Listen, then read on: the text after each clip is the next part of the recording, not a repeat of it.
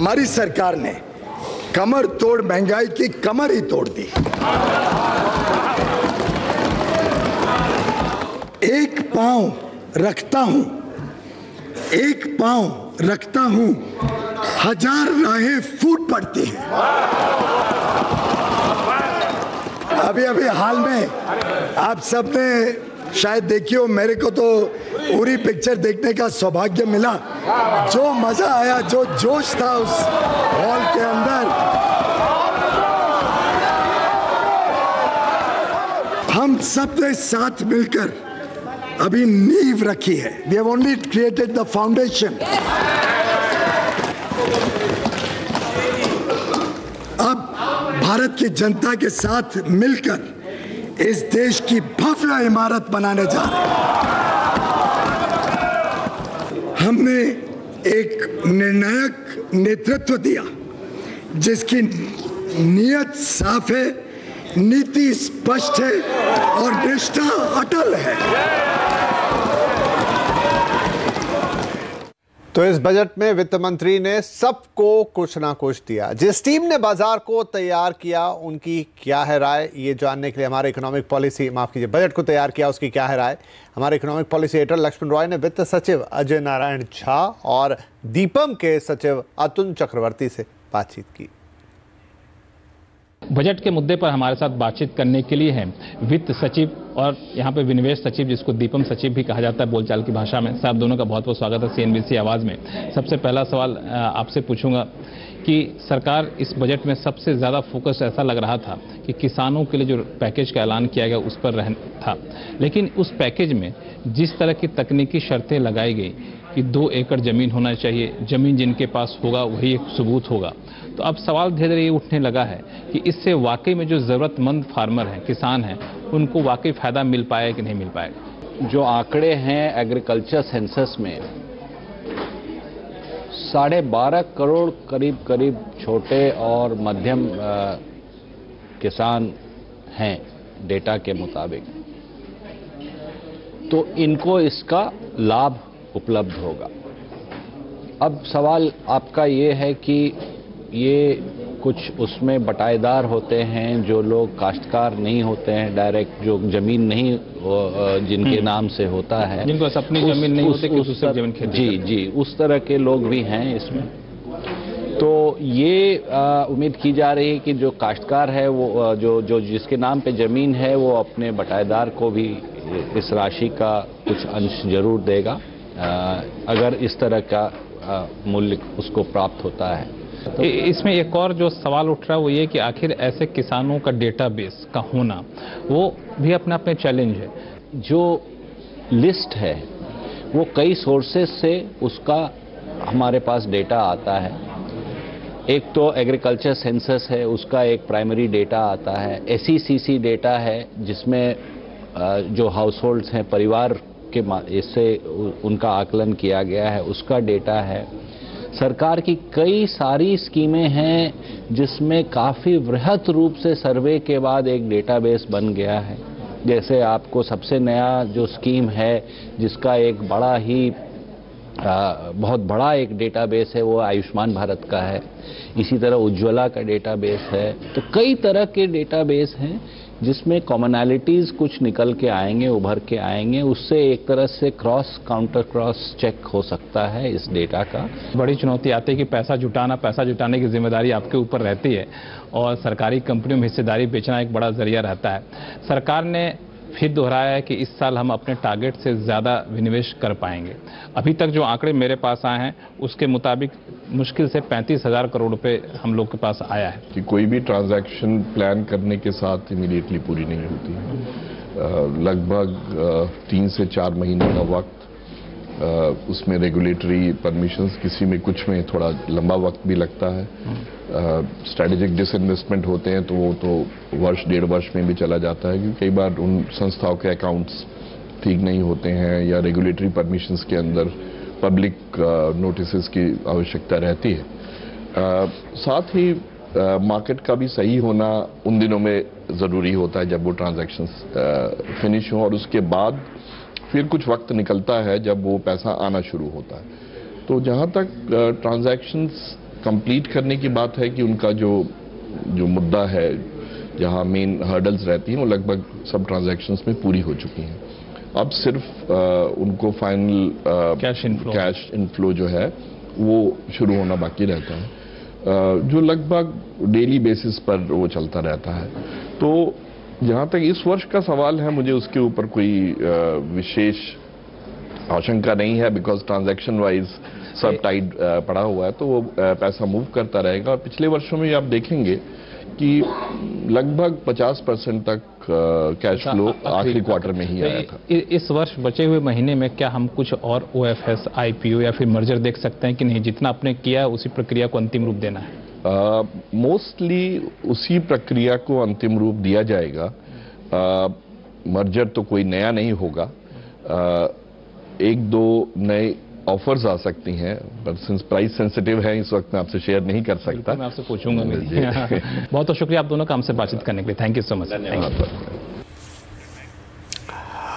Budget में ऐलान तो बहुत हुए, लेकिन सवाल यह है कि इन पर अमल कैसे होगा, कहां से पैसे आएंगे। Economic policy editor Lakshman Roy ने टीए सेक्रेटरी सुभाष चंद्र गर्ग और मुख्य आर्थिक सलाहकार के सुब्रमण्यम से ये पूरी बातचीत समझी।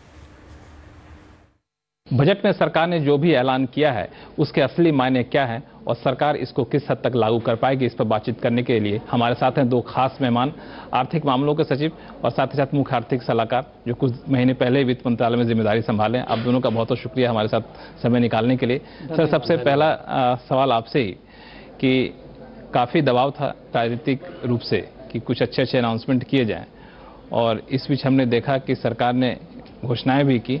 अब सबके जहन में यही सवाल उठता है कि इसके लिए पैसे जुटाना सरकार के लिए कितना आसान हो पाएगा। पैसे तो जो भी घोषणाएं की गई हैं उसके लिए जुटा लिया गया है, मतलब और जुटाने की नहीं, हमने बजट में बताया है। नहीं, बजट में बताया है आपने, लेकिन उस पैसे के लिए आपको फिस्कल डेफिसिट पर दबाव ना रहे, फिस्कल डेफिसिट के टारगेट को मेंटेन करके हम रखें, इसके लिए किस तरह की आपकी रणनीति रहने वाली है चालू कारोबारी साल में और अगले? जो भी सरकार खर्चे करती है उसको या तो रेवेन्यू के माध्यम से लेती है और या ऋण लेती है। तो ऋण के हिसाब से जो आप कहते हैं फिस्कल डेफिसिट की बात है, जितना फिस्कल डेफिसिट है वो इनडायरेक्टली बताता है कि सरकार कितना कर्जा लेगी, बाकी सब रेवेन्यू से मीट आउट होता है। तो हमने रेवेन्यू के एस्टीमेट भी लगाए और खर्चे के भी एस्टीमेट लगा दिए, और दोनों रियलिस्टिक एस्टीमेट हैं। रियलिस्टिक है, बिल्कुल रियलिस्टिक है, इसीलिए पूरा प्रोवाइड किया गया है। 75,000 करोड़ की जो आवश्यकता आंकी गई वो पूरी की तरह से प्रोवाइड की जा चुकी है। अगला सवाल आपसे कि फिस्कल डेफिसिट के टारगेट को बार बार रिवाइज करना, और ऐसा निवेशकों के मन में कितनी बड़ी चिंता हो सकती है, या फिर निवेशकों को इससे चिंता करने की इतनी जरूरत है? मुझे नहीं लगता कि निवेशकों को कोई चिंता होनी चाहिए।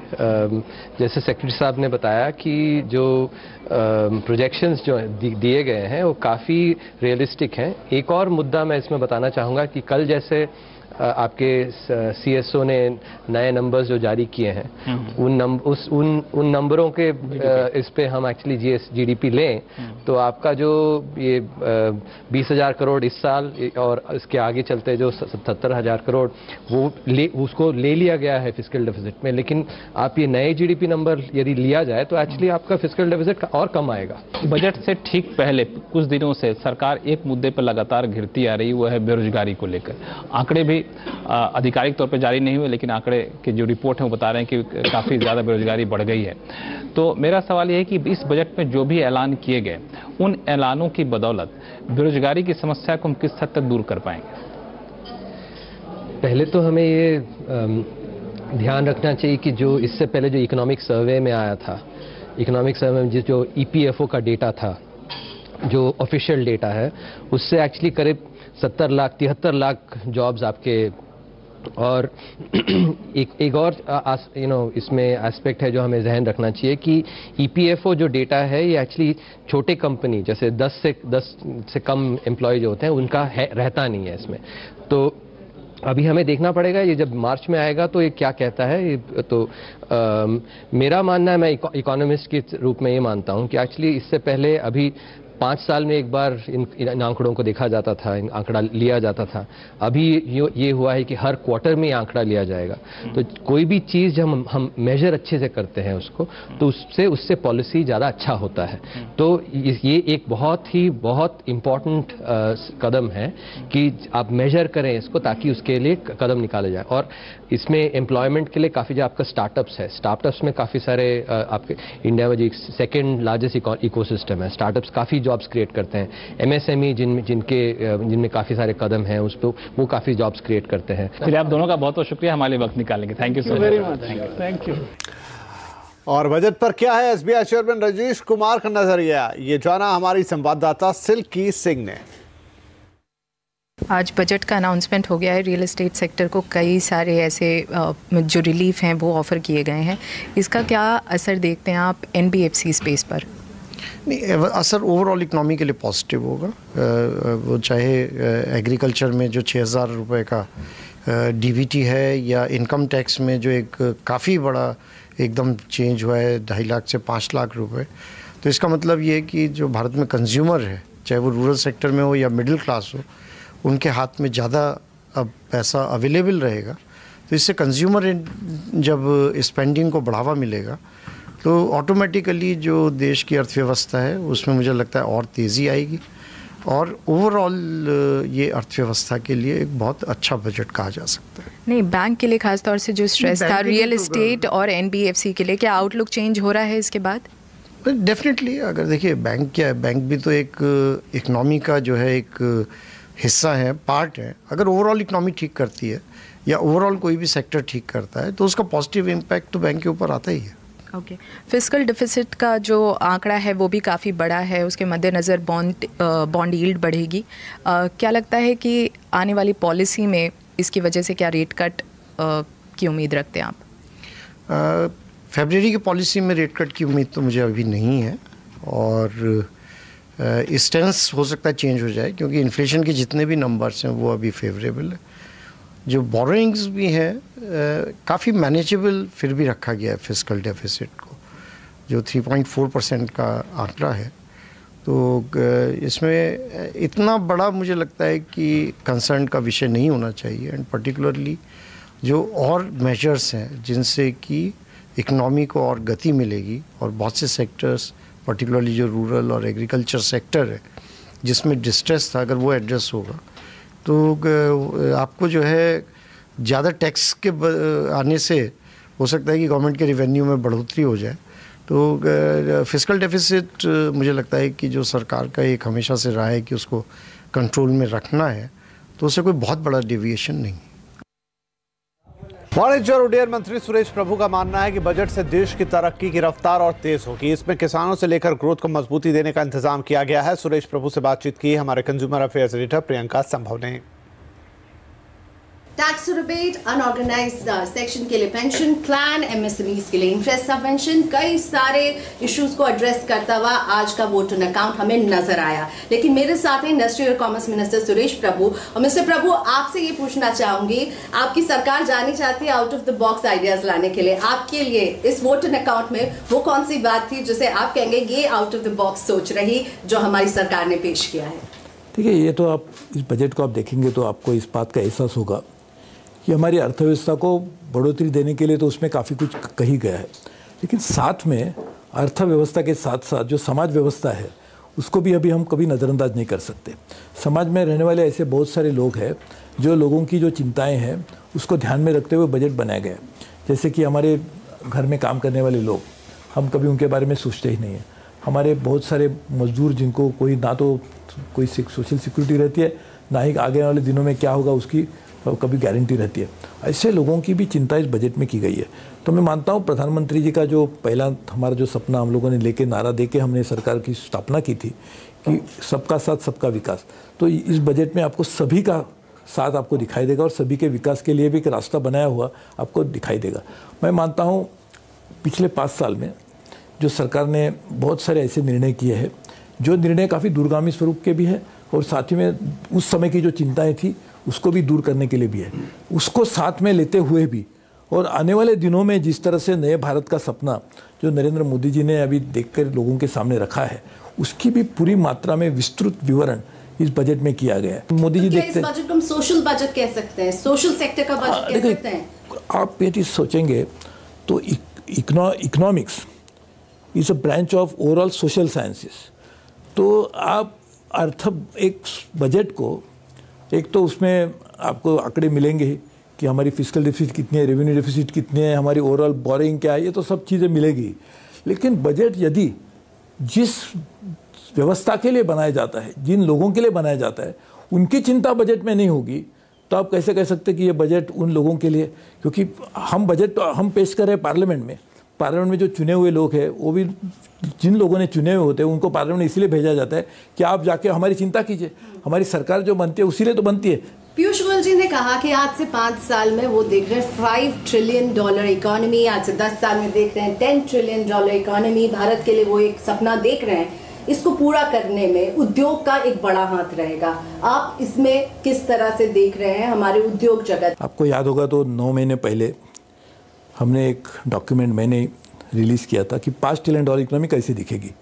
इसमें 20% यानी $1 ट्रिलियन इंडस्ट्री होगी, $3 ट्रिलियन यानी 60% सर्विस सेक्टर होगा, $1 ट्रिलियन जो बचा हुआ है वो एग्रीकल्चर एलियड सेक्टर का होगा। हर सेक्टर के लिए स्ट्रेटेजी, जो $1 ट्रिलियन इंडस्ट्री होगी उसके लिए कौन से सेगमेंट से इंडस्ट्री में उसका योगदान होगा, उसके लिए मैंने सभी इंडस्ट्री के लोगों के साथ मिलकर एक्शन प्लान बनाया हुआ है, जो रिलीज़ किया गया 3 महीना पहले। तो ये यानी आज हमने जो कह रहे हैं वो बिल्कुल असलियत में आएगी बात। स्टार्टअप्स सुनना चाह रहे थे एंजल टैक्स पर, सेक्शन 56, सेक्शन 68 पर, उस पर हमने कुछ भी बात करते हुए नहीं सुना। ये कहीं ना कहीं एक मिस रहा है आज के बजट में, जो इंडस्ट्री स्टार्टअप से जुड़ी इंडस्ट्री से जो हमारी बात हो रही है, इस पर आप उन्हें क्या कहना चाहेंगे? देखिए, ये एंजल टैक्स के लिए जो लोगों स्टार्टअप की चिंता है वो बिल्कुल सही है। हमने इसको लेते हुए वित्त मंत्रालय के साथ में काफ़ी समय से हम उनके साथ में हम बातचीत करते रहे। उन्होंने काफ़ी हद तक उसमें हमने राहत भी दिलाई थी। अभी मुझे लगता है कि जो इनकम टैक्स एक्ट अमेंडमेंट जो बिल होता है टैक्स, डायरेक्ट टैक्स का, उसमें शायद उस बात आई होगी, वो फाइन प्रिंट देखनी पड़ेगी। मेरे को भी देखने को समय नहीं मिला है, लेकिन मैं बिल्कुल हम इस बात से बहुत साफ है, क्लियर है कि स्टार्टअप के लिए कोई भी बाधाएँ नहीं आनी चाहिए। स्टार्टअप इस देश के आने वाले दिनों के लिए एक बहुत बड़ी ताकत बनेगी। आपने कहा किसानों को हम सपोर्ट करेंगे, कर भी रहे हैं, कैश सपोर्ट जो 6000 का दे रहे हैं, पर उसको जब कैलकुलेट करते हैं सर, जिस हिसाब से वो आ रहा है वो नाकाफी लग रहा है। ऊंट के मुंह में जीरा बराबर, और केवल उनको मिलेगा, उनसे भी छोटे किसान 2 हेक्टेयर तक की जमीन जिनके पास है उनको मिलेगा। उसके अलावा कुछ किसान ऐसे भी होंगे जो शायद किराए में जमीन लेकर के खेती करते होंगे, उनके लिए यहाँ पर आप क्या कहना चाहेंगे? और 6000 की जो राशि है इसको बहुत कम भी कह रहे हैं विपक्ष और कई लोग। देखिए, तो ये जो है एक आपको उसको जो धन किसान के हाथ में आएगा वो बैंक अकाउंट में उनके साथ में डायरेक्टली क्रेडिट किया जाएगा, वो आपको उसको इक्विटी की तरफ से देखना चाहिए। कि यदि आप बैंक में जाते हैं, मुझे कार खरीदने, तो बैंक वाला पूछेगा आपको 5% तो लेके आइए, फिर मैं आपको बाकी का ऋण दे दूंगा। तो आज किसान के हाथ में ये जो पैसे आएंगे वो इक्विटी के नाते आएंगे, ताकि वो किसान और भी उसके लिवरेज करते हुए और भी लोन ले सकता है। तो और साथ ही में किसान की सिर्फ यही एक योजना नहीं है, वो किसान के दाम, जो कृषि के दाम उनको मिलते हैं, मिनिमम सपोर्ट प्राइस, उसमें भी 150% पहले कर दिया गया है। आज उनके लिए इंश्योरेंस कवर उनके लिए बढ़ाया गया है, उनके लिए क्रेडिट मिलने के लिए साधन बनाए गए, उनको क्रेडिट को जो लोन देना पड़ता था उसको सबवेंशन भी किया गया है। तो काफ़ी सारी योजनाएं हैं, ये सिर्फ यही एक योजना नहीं है। आज नई योजना का ऐलान किया गया है, लेकिन साथ में जो पहली चलती हुई योजनाएं हैं उसको आप यदि साथ में देखेंगे तो किसान को सिर्फ 6000 नहीं, तो किसान को उससे भी और ज़्यादा मिलेगा। Thank you so much sir, हमसे बात करें। तो बजट बुलेटिन में फिलहाल इतना ही, लेकिन आगे आपके लिए बजट का विश्लेषण लगातार जारी है CNBC आवाज़ पर। नमस्कार।